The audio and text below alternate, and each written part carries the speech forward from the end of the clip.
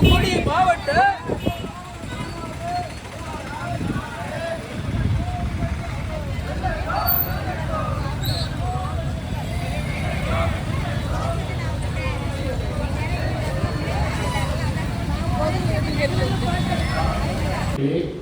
கிருஷ்ணராஜ் மாவட்ட ஏஐடிசி தலைவர் அவர்களே, பாலமுருகன் அவர்களே, பாபு அவர்களே, ஊருக்கு போக முடியல. 156 ஓட்டு தான் மக்கள் வந்து தலைவர், செயலாளர், பொருளாளர் வந்திருக்காங்க. தலைவர், செயலாளர், பொருளாளர் வந்திருக்காங்க அப்படின்னு என்ன அர்த்தம்னா, இந்த தமிழ்நாடு ஏஐடிசி கட்டட தொழிலாளர் சங்கத்தினுடைய படை வரிசையில் முன்னணி தலைவர்களாக இருக்கிற நீங்கள் வந்திருக்கு. நீங்க தான் அந்த படைக்கு வழிகாட்டுறவங்க, நீங்க தான் அந்த படையை வழிநடத்துறவங்க. நாங்க மேல இருந்து உத்தரவுகள் போட்டுருக்கிறோம் உங்களை பார்த்து. அதனால நீங்க தான் அந்த படை வரிசையினுடைய தளபதி.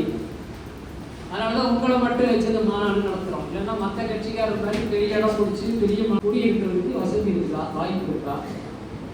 எல்லாரும் கொஞ்சம் கௌரவமா துணிமணி போட்டுக்கிற அளவுக்கு இருக்காங்களா? அவங்க குழந்தைங்களை படிக்க வைக்கிற அளவுக்கு ஓரளவுக்கு அவங்க இந்த சம்பளம் சரியா போகுதா? நோய் நொடி இல்லாமல் இருக்க முடியுதா? இதெல்லாம் தான் ஆட்சியாளர்கள் பார்க்கணும் அப்படின்னு சுதந்திரம் வாங்குற போது இவ்வளவு தண்டி புத்தகத்துல எழுதி வச்சிருக்காங்க. இந்திய அரசியல் அமைப்பு சட்டத்துல எழுதி வச்சிருக்காங்க. ஏன்னா அவங்க அரசியல் பொறுப்பேற்கிற போது சத்தியபிரமாணம் எடுத்துட்டா வந்து பொறுப்பேற்கிறாங்க. நாங்க பாகுபாடு பார்க்க மாட்டோம், எல்லா மக்கள் துயரங்களையும் தீர்ப்போம், எனக்கு ஒதுக்கப்பட்ட வேலையை கரெக்டா செய்வோம் அப்படின்னு சத்தியபிரமாணம் எடுத்துக்கிட்டா வேலை செய்யலாம், பொறுப்பெடுக்கிறாங்க. ஓட்டு போட்டு அவங்க தேர்ந்தெடுத்த பிறகு. ஆனா நிறைவேற்றிருக்காங்களா அப்படின்னா இல்லை. ஏன் நிறைவேற்றல அப்படின்னு சொன்னா, கண்ணில் தெரிகிற காரணம் என்னன்னா, ஓட்டுக்கு பணம் கொடுக்குறாங்க. பணம் அவங்களுக்கு இல்லை, வேற யாரோ கொடுக்குறாங்க. பெரிய முதலாளிக்கு யாரோ பணம் கொடுக்குறாங்க, அதை வாங்கி நமக்கு கொடுக்குறாங்க. அவங்க ஓட்டை வாங்கி போய் உட்கார்ந்துடுறாங்க. வேலை நமக்கு செய்யாம பணம் கொடுத்தவங்க செய்யறாங்க. அதனாலதான் முதலாளித்துவ அரசு நடக்குது அப்படின்னு நாம சொல்றோம். என்ன கவர்மெண்ட் வந்தாலும் சரி, இந்த ஒன்றியத்தில், இந்த பஞ்சாயத்தில் அதற்கான வசதிகளை அரசு செய்து கொடுக்க வேண்டும் என்று நீண்ட காலமாக கேட்டுக்கொண்டிருக்கிறோம் என்று சொல்கிறார்கள்.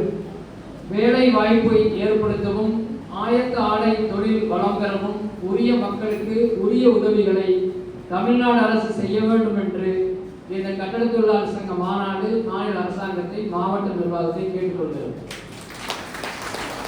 மூன்றாவது தீர்மானம், கட்டுமான தொழிலாளர் நல வாரியத்தில் கட்டுமான தொழிலாளர்களுக்கு நலத்திட்டங்களை, பாதுகாப்புகளை வழங்குவதற்காக வசூலிக்கப்படும் 5% நல வரி என்பதை 5% உயர்த்தி வசூலிக்க வேண்டும் என்று இந்த மாநாடு தமிழ்நாடு அரசை கேட்டுக்கொள்கிறது.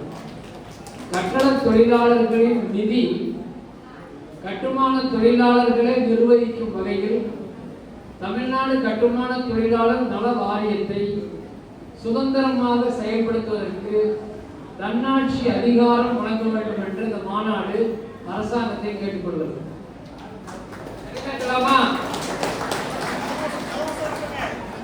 தமிழ்நாடு கட்டுமான தொழிலாளர் நல வாரியத்தில்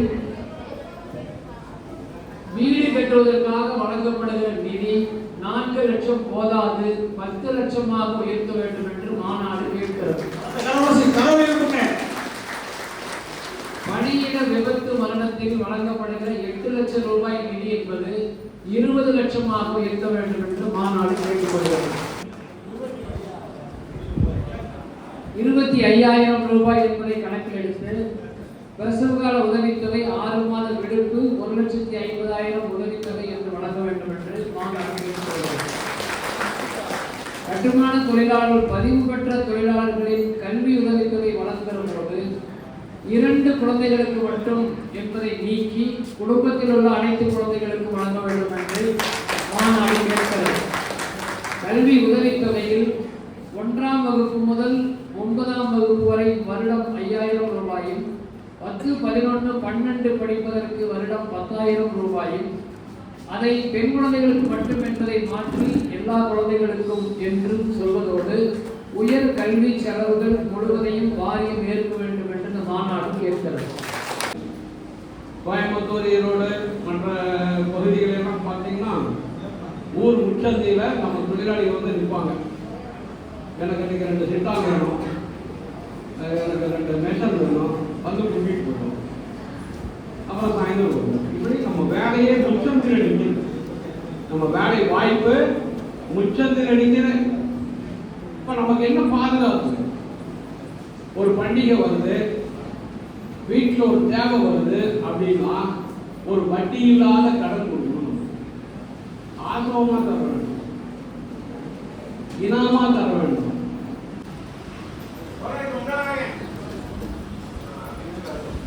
ABCD